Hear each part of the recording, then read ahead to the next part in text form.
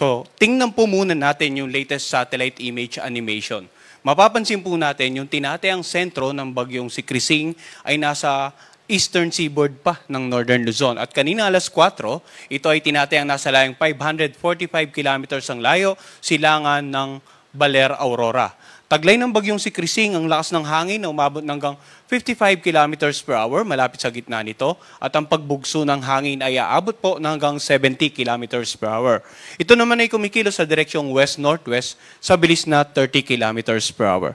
So mapansin natin, no, napakalawak ng ulap ng bagyong si Krising, may tumatama na dito sa ilang bahagi ng northern, central at southern Luzon area at maging dito sa hilagang bahagi ng eastern Visayas. Samantala yung makapal na ulap naman na makikita nating nakaka-apekto sa nakararaming bahagi ng Luzon, ng Visayas at maging dito sa may bandang western section ng Mindanao, yan naman po yung pinag-iiba yung habagat or southwest monsoon. So patuloy ang pinag-iibayo ni Krising ang habagat at yan ang dahilan kung kaya't nagpalabas din po tayo ng tinatawag nating weather advisory. Himayin po natin kung ano yung magiging senaryo in the next 3 to 5 days. Unahin po natin ano ba yung mga lugar na may warning signal dahil sa bagyong si Krising.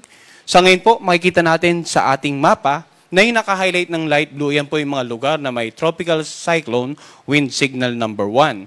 Nakataas po ang number 1 sa Batanes, dito sa Cagayan, kasama nga ang Babuyan Island, sa lalawigan na Isabela, Quirino, ganun din sa northern portion ng Nueva Vizcaya, northern portion ng Aurora, dito sa may bandang Abra, Apayao, Kalinga, Mountain Province at Ifugao.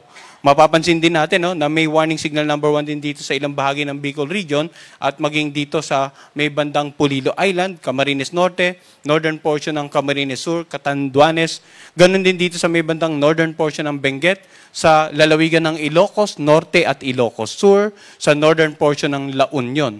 So ano nga ba yung inaasahan natin sa mga lugar na may warning signal number 1?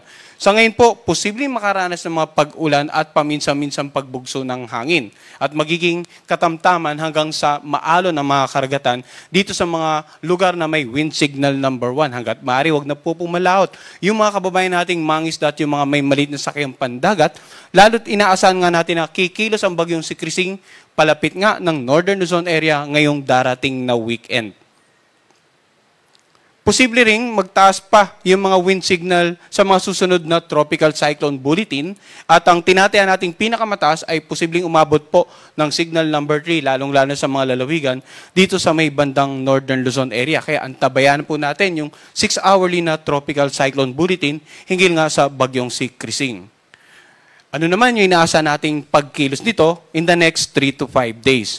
So, kanina alas 2 ng hapon, ito yung tinatayang sentro ng bagyong si Krising.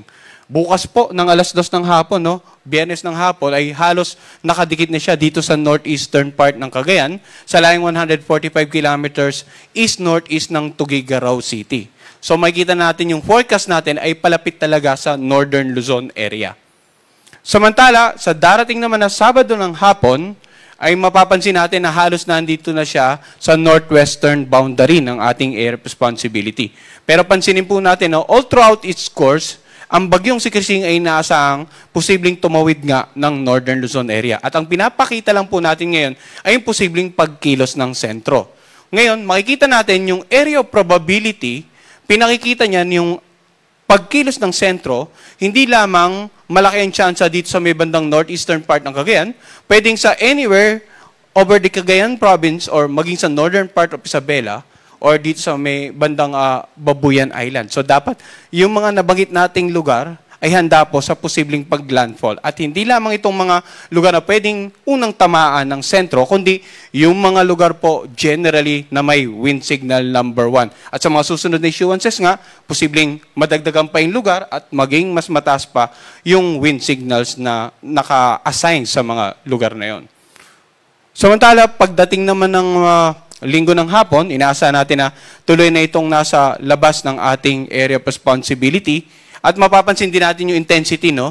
Habang papalapit ito ng Northern Luzon area at possibly pagtawid ng Northern Luzon area ay nasa tropical storm category po ito.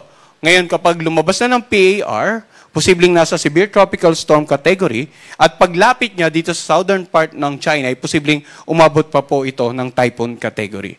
So ulitin po natin, ang forecast track nagpapakita ng pagkilos ng sentro. Maging handa ang lalawigan ng Cagayan, maging ang northern part ng Isabela, any of the Batanes and the Babuyan group para sa posibleng unang pagtama, and generally the northern Luzon area at lahat po na may mga wind signal para sa posibleng pagtawid naman ng bagyo ngayong darating na weekend. Ano naman po inaasahan nating pag-ulan? Kanina pinakita na natin yung pagkilos, ano yung mga lugar na may wind signal. Ngayon po, base sa ating latest weather advisory na ipinalabas ngayong alas 5 ng hapon, dalawang weather system yung posibleng magpaulan. Unahin na natin yung bagyong si Krising. Makikita natin, generally, itong mga lalawigan sa northern Luzon area at yung nasa silangang bahagi ng central and southern Luzon ay uulanin dahil po sa bagyong Krising. Samantala, yung mga areas naman outside sa mga nabanggit nating lugar, yan naman po yung mga uulanin dahil sa habagat, enhanced habagat. So, maging handa po mga kababayan natin dahil may kataasan yung inaasahan natin sa Cagayan at Isabela, no? More than 200 millimeters of rain simula ngayong hapon hanggang bukas ng hapon. And then, makikita natin yung naka-highlight naman ng orange, ang tinatayan nating pag-ulan, 100 to 200 millimeters of rain. Samantala, yung naka-highlight ng yellow, 50 to 100 millimeters of rain. Mapapansin din natin, no, na dito sa may bandang Western Visayas, talagang may mga significant amount of rains, 100 to 200 millimeters of rain, dahil nga sa pinag-iba yung habagat. Patuloy pa rin yung paalala natin, maging handa sa mga posibleng pagbaha, lalong-lalo na po sa mga low-lying areas at pagguho naman ng lupa sa mga lugar na malapit po sa paanan ng bundok. Kasi kung yung lugar po nila ay nakakaranas na ng pag-ulan nitong mga nagdaang araw, kahit mahina hanggang sa katamtaman, at madadagdagan pa ng pag-ulan in the next 24, 48, and even 72 hours, maaring malambot na yung mga bahaging kalupaan na malapit nga po sa paanan ng bundok na siyang magiging sanhi ng mga landslide. Samantala, inaasahan natin pag-ulan simula bukas ng hapon hanggang sa Sabado ng hapon. Kung mapapansin natin, dahan-dahang lumipat yung matataas na mga posibleng pag-ulan dito nga sa gitna at kanlurang bahagi ng Luzon. Dahil kung matatandaan din natin, yung bagyo, pagdating po ng Sabado ay halos nandito na sa northwestern boundary ng PAR. Subalit, pansinin natin, yung mga pag-ulan dito sa western section ng central at southern Luzon, maging sa western Visayas, ay halos nananatili pa rin po over the same area dahil yung patuloy na pagkilos ng bagyong Krising, patungo pagtawid ng northern Luzon, patuloy rin po yung pag-ibayo ng habagat. And normally, ang unang tinatamaan ng mga malalakas na ulan, kapag meron po tayong habagat episode, yung mga lalawigan sa kanlurang bahagi. Samantala, sa darating naman na Sabado ng hapon hanggang Linggo ng hapon, nakita natin kanina sa forecast track na napakalayo na ng bagyo, meron pa rin tayong inaasahang mga pag-ulan dito nga sa ilang bahagi ng northern Luzon, and meron pa rin pong enhanced habagat na magpapaulan naman dito sa western section ng central at southern Luzon. So, nandiyan pa rin po yung paalala natin, no? Bukod sa ulan na dala ng bagyo, yung ulan na dulot ng habagat, pwedeng magdulot, pwedeng maging combined effect. Pwedeng yung lugar nila ay makaranas ng pag-ulan ng parehas na weather system, mas maraming magiging actual na paulan. Kaya po, sa ngayon pa lamang po, inaabisuhan na natin yung mga kababayan natin sa mga lugar na apektado ng habagat at yung maapektuhan po ng bagyong si Krising. Pinakikita po natin dito, patuloy po silang makipag-ugnayan sa kanilang local government at saka local DRRM officials para po sa patuloy na disaster preparedness and mitigation measures.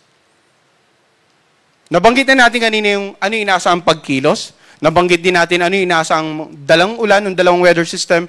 Ngayon may mga hangin naman na dulot ng enhanced habagat. Ngayong araw makakaranas ng paminsan-minsang pagbugso ng hangin dito sa lalawigan ng Batangas, Quezon, natitirang bahagi ng Bicol Region, sa buong Mimaropa, sa buong Visayas, Zamboanga del Norte, Camiguin, Surigao del Norte, Dinagat Island, Davao Occidental, Davao Oriental at Sarangani. Then makikita natin, no, bukas naman yung mga pagbugso ng hangin, dala po ng enhanced habagat, pwede ring maranasan na rin dito sa Metro Manila, ilang bahagi ng Central Luzon, buong Visayas at nakararaming bahagi ng Southern Luzon at ilang bahagi ng Mindanao area. Kapag may malakas po tayong habagat, may mga pagbugso po ng hangin, Posible rin pong maging katamtaman hanggang sa maalon ng mga karagatan dito nga sa mga areas na binanggit nating makakaranas ng mga paminsan-minsang pagbugso ng hangin dahil sa enhanced habagat. Sa darating na Sabado, may mga pagbugso pa rin po ng hangin, no? Metro Manila, Central Zone, Calabar Zone, Mimaropa, Bicol Region, Visayas, Zamboanga Peninsula, Misamis Occidental, Lanao del Norte, Camiguin, Dinagat Island, Davao Occidental, at Davao Oriental. Para po mas makita po nila yung kumpletong listahan, no? Actually, kumpleto na po ito, pero available din po itong mga data or datos na pinakikita natin sa ating Tropical Cyclone Bulletin na maaari nyo pong makita sa ating official website bagong.pag-asa.dost.gov.ph. Dahil sa patuloy naman na paglapit ng bagyong si Krising, may banta po ng storm surge sa lalawigan ng Cagayan kasama ang Babuyan Island, sa Isabela at Ilocos Norte. So tinatayang posibleng umabot po ng 1 hanggang 2 metro ang taas ng pag-alon, maaaring maranasan sa mga coastal areas nitong mga nabanggit nating lalawigan. So sa mga kababayan natin nakatira sa coastal areas, no, maging alerto as much as possible, lumikas tayo sa mas mataas na lugar, and patuloy ding makinig sa magiging payo ng ating local officials regarding the continuous disaster preparedness and mitigation measures dito po sa mga nabanggit nating lalawigan dahil sa paparating na bagyo. Ngayon, dito naman sa Metro Manila, nakaranas po tayo ng pag-ulan nitong mga last 30 minutes or 1 hour. Ito po yung pinag-iba yung habagat at nagpapalabas din po ang ating Pag-asa Regional Services Division ng localized rainfall warning. So, as of 5 o'clock this afternoon, meron tayong yellow rainfall warning dito nga sa Metro Manila at dito rin po sa mga lalawigan sa Central Luzon at ilang bahagi po ng Southern Luzon area. Samantala sa may bandang Visayas naman, ang ating Pag-asa Regional Services Division po sa Visayas ay nagpalabas din po ng localized rainfall warning. Mapapansin natin, no, may red rainfall warning dito sa lalawigan po ng Antique at dito sa may bandang northern part ng Palawan. Meron din namang tayong orange rainfall warning dito sa ilang bahagi po ng Palawan at maging dito sa may bandang Occidental Mindoro. Samantala, meron tayong yellow rainfall warning dito nga sa ilang bahagi po ng Negros Island Region, Eastern Visayas. So, antabayanan din po ng mga kababayan natin yung mga ganitong localized warning, no? Dahil hindi po tayo sakop ng Tropical Cyclone Bulletin, malayo po tayo sa bagyo, subalit sakop naman tayo ng epekto ng habagat. Kaya in the absence of any warning signal, dito sa mga lugar na napakalayo sa bagyo, meron po tayong localized rainfall advisory na ipapalabas nga ng ating Pag-asa Regional Services Division.